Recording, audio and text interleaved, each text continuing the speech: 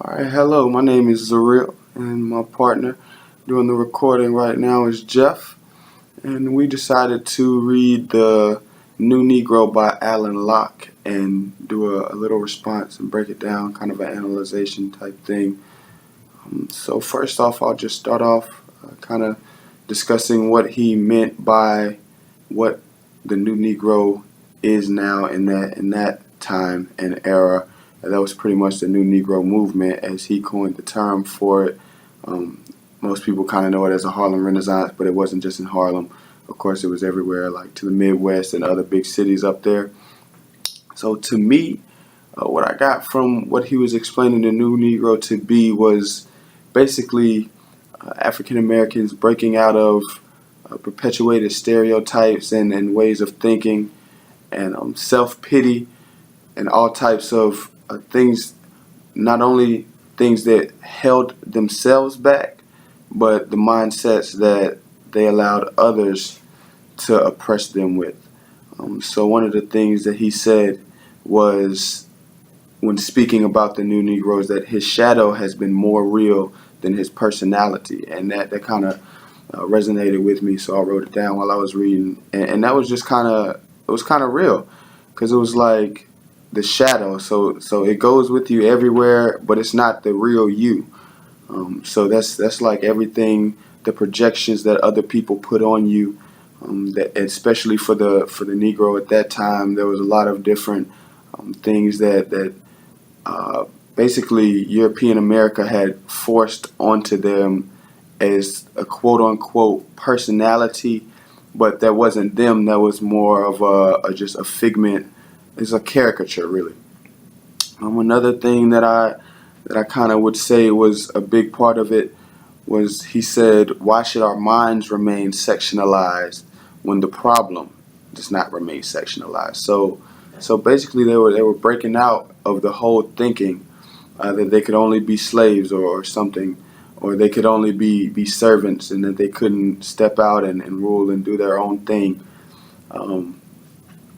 And I also noticed how he began to speak about coming out of self-pity and not using it as an excuse, though it was a reality, the situation of slavery, but it being kind of in hindsight. Of course, they were still being oppressed and sharecropping and all of that. He spoke on how the new Negro was not using that as an excuse to not do better, but rather just forwarding themselves and just doing everything in their power to become equal, to just stay on par as an American. And I mean, of course, recognizing their history as African American, but doing everything in their power to stay on par as an American. Period. Then I'll go ahead and throw in there as well the fact that he was speaking on how the new Negro is more so now when we interact with each other. When the new Negroes interacted with each other, it was more about life that we shared in common, rather than a problem that we shared in common. Problem being oppression and slavery and that lifestyle, rather than speaking, saying, "Oh yeah, that's my fellow Negro. We've been struggling together." No, it's now like, okay, I'm doing this. He's an artist. I'm a musician. That's a novelist, and everybody began to come together from different walks of life, different areas. There was lots of immigration for colored people coming into the States at that time. And it just became more of a gelling and people coming together, rather than people just getting together and focusing on the bad. It was people just focusing on living their lives together and advancing. And so now, lastly, I want to just talk about what are what are some ways that a 21st century New Negro movement could take place. What would that look like? What would a 21st century New Negro look like? And to me, we put some thought into it, and me and Jeff kind of came up with 2 to 3 things, and one of them would be just the eradication of internalized racism, first off, because as you see in that New Negro movement back then, the New Negro, there was no division. There could be no division. There was no room for division. So anytime today that I see people, not even just African American, people of the same race or ethnicity, the same background, discriminating against each other, it's pretty disgusting. And that would be something that would definitely have to change for a 21st century New Negro movement. I would think that would be a big staple, was just everyone, African Americans in particular, beginning to come together and remove the prejudices that we have against ourselves, the stereotypes that we place on ourselves. Another thing that I would think would be pretty big would be kind of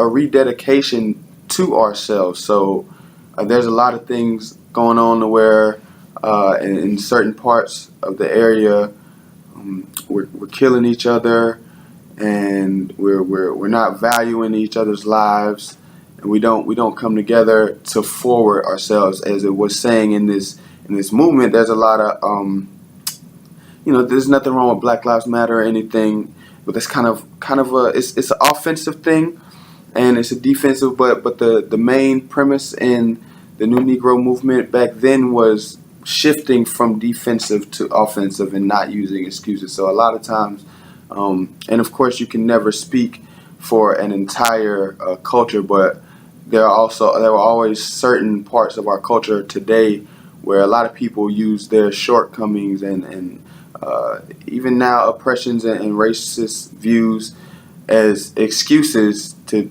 not do better, and that's something that would definitely have to change. It's no excuse. There's no excuse back then, and there's definitely no excuse now, because we have it way better than they had it in that era. And the last thing I would say would just be for this New Negro movement in the 21st century, education. We have to know where we've been in our history to know where we're going.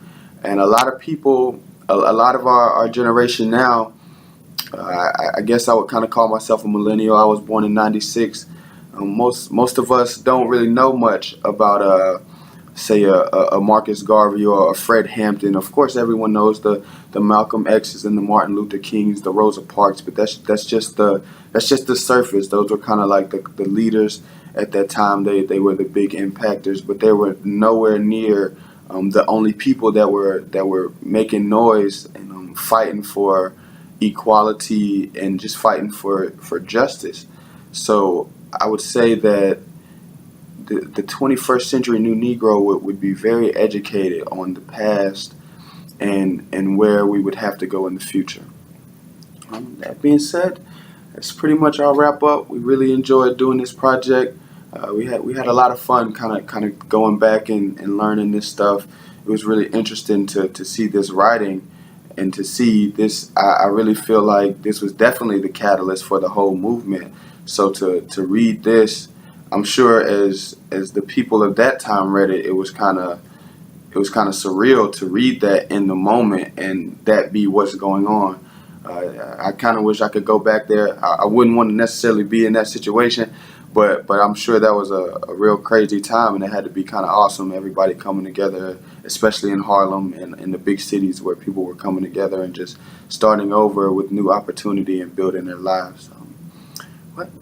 So Zuriel and Jeff signing off. Until next time.